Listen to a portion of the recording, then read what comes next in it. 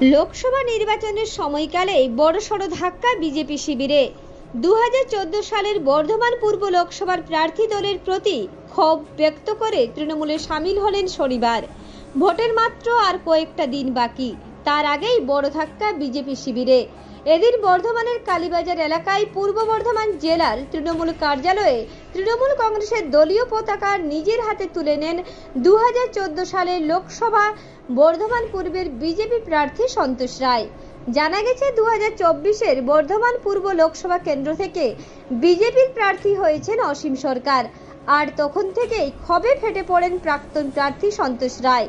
তার প্রশ্ন ছিল, দলের উচ্চ নেতৃত্বের কাছে কেন বহিরাগতকে প্রার্থী করা হলো। এমনকি সোশ্যাল মিডিয়াতেও সন্তোষ বাবুর ক্ষোভের বহিঃপ্রকাশ লক্ষ্য করা যায়। তিনি সোশ্যাল মিডিয়ায় পোস্ট করেছিলেন, পশ্চিমবঙ্গে 5 বছর ধরে পার্টির আসল চালিকা শক্তিকে ইনজেক্ট ড্রেনেজ করে বের করে দেওয়া হচ্ছে।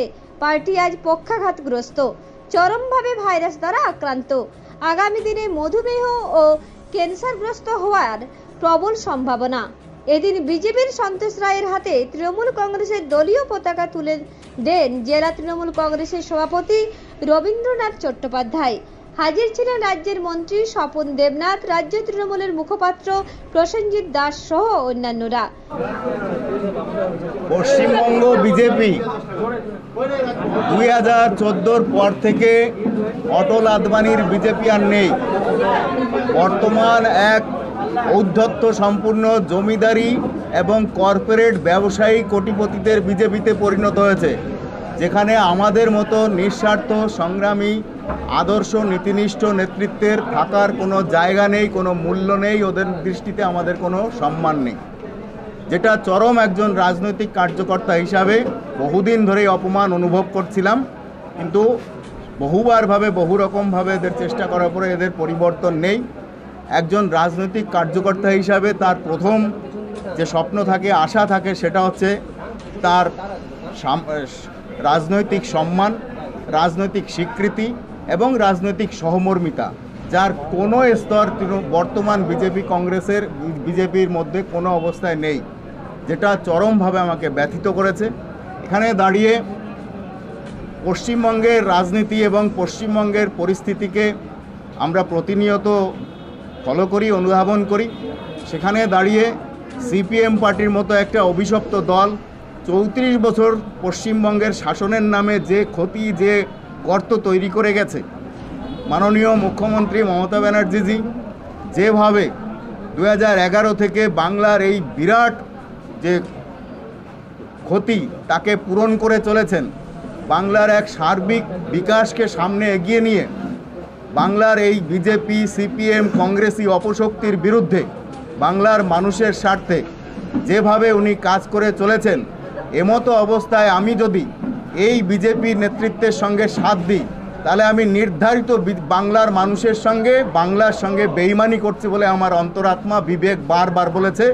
তাই এত বড় সংগ্রামে মাননীয় মুখ্যমন্ত্রী মমতা ব্যানার্জির এই সার্বিক উন্নয়নকে দেখে, তার সুযোগ্য নেতৃত্বকে দেখে, বর্তমান যুগের যুবা নেতা মাননীয় অভিষেক ব্যানার্জির সুপারদর্শী সুদক্ষ নেতৃত্বকে দেখে আমি সত্যিই প্রভাবিত, অনুপ্রাণিত।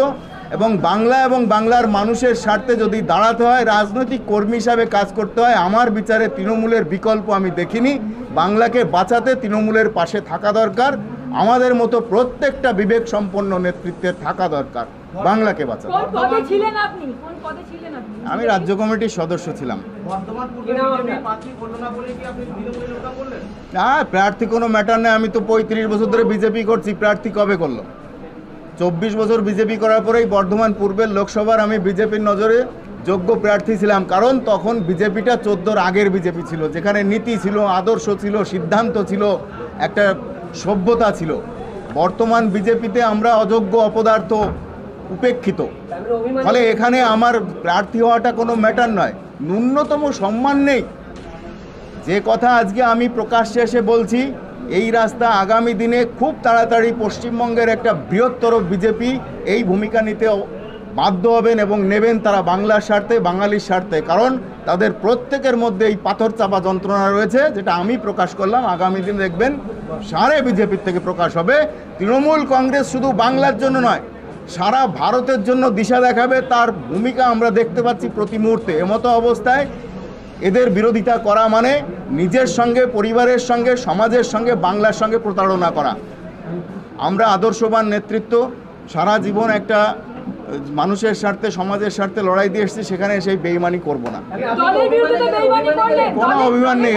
আরে ভাই, 34-35 বছরের একটা রাজনৈতিক কার্যকর্তার আর অভিমান বলে কিছু থাকে না।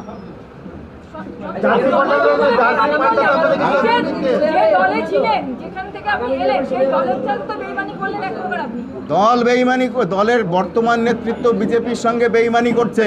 পশ্চিমবঙ্গের সিপিএম আর কংগ্রেসের জোটকে এগিয়ে নিয়ে আসার জন্য তৃণমূলের বিরুদ্ধেই চক্রান্ত। পূর্ব বর্ধমান থেকে দেবাশিস ঘোষের রিপোর্ট, রূপসী বাংলা মিডিয়া।